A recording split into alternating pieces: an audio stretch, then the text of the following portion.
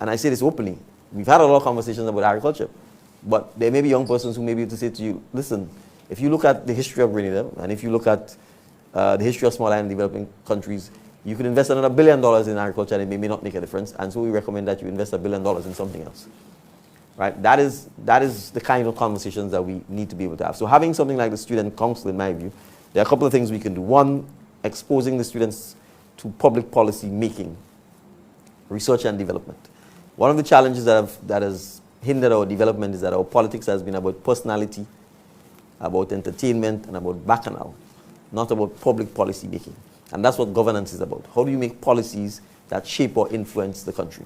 I can give maybe a very good example.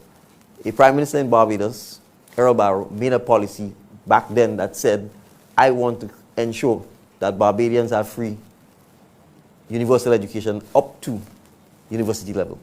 That single decision transformed Barbados. Because what did Barbados have before? A monocrop economy, sugar, and then rum, the byproduct of sugar.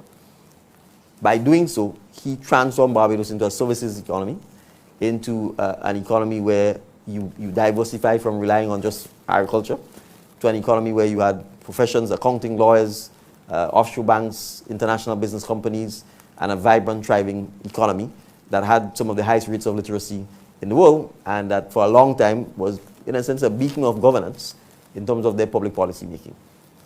And that transformed the country from essentially a rural agricultural country into a modern country. Conversely, you could have very bad policy, right? And I'll give an example of a policy I think that was bad. The Imani program. It was a bad policy because training cannot go on forever. And even rocket scientists don't train for 10 years. So if you train people forever and you pay them subsistent wages, you are going to depress the entire economy and you're going to kill the opportunities for these people. So what has happened is that you've had people who train for 10 years, they get paid $600 and $700. You could barely survive on that. And then during that period, they make children. And the children, therefore, are being born into poverty. And so what you had is underinvesting in them. They have no money, so they can't help the economy. They can't spend.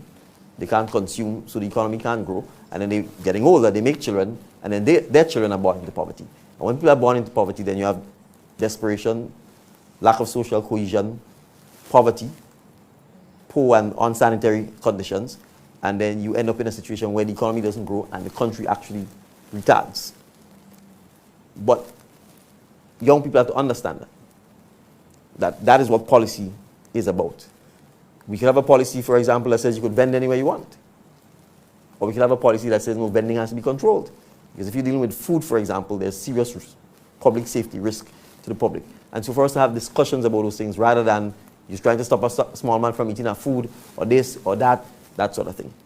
If you continue like that, then you have lawlessness. You stop anywhere, you park anywhere, you vend anywhere, and then chaos descends. So we have to make sure that young people understand that their ideas, especially if it's researched, if you look at examples elsewhere, that those ideas can formulate policy that could impact your future development. And we could talk about transportation. For 40 years, there's been no policy on transportation. None. So basically, if I want to buy a bus, once I get a bus driver's license, I just want to buy a bus, apply for a bus sticker, and I apply the route. Now, human nature is you want to apply the route that is most profitable. And the route that is most profitable is the route that has the most amount of people living or the most amount of businesses. It's Grandance, Grandance, Grandance. Where you're going, Grandance. Right? So the net effect of this is buses are concentrated in one area. There's no service in the rest of the country. What happens? If you're from the rest of the country, your dying wishes at 18 or 19, 20, 21 years old, first paycheck, machine daddy, which means you want a vehicle. Right? If you buy a vehicle at 19 or 20, you're almost destined to make yourself poor. You have to get insurance, you have to get gas, you have to buy a tire. You have to hope you don't meet in an accident. Right? And if your salary is, even if it's $2,000, if you get a car loan, $800, the gas, the this, if you have to contribute to your parents' electricity, water, this, you're left with no money. Right? So, policy-wise, we have to create a public transportation system in Grenada that reverses all of that. That requires research. That requires stakeholder consultations. That requires persuading people to come along a different route than the route we've gone through because it's not sustainable. They're not even making these small buses anymore. Right? And more the buses are electric or hybrid. Right? But because there's no policy, it will become difficult for people who've done the same thing for 40 years to automatically change.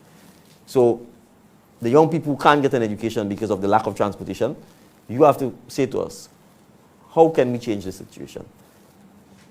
Research countries that have changed it. Singapore is a country that changed it. There's an example here in Grenada. How come a private entity like SGU could have their own bus system? How come their bus system could run on schedule and on time? What technology are they using? What is the system? So those are the kinds of ways we can find, and I would probably say, since transportation affects students and access to education more than anything else, that's a research project that the Student Council could take on, make recommendations or suggestions to us, and hopefully if we have you as one stakeholder in our corner, we can begin to build the process of getting the parents in our corner.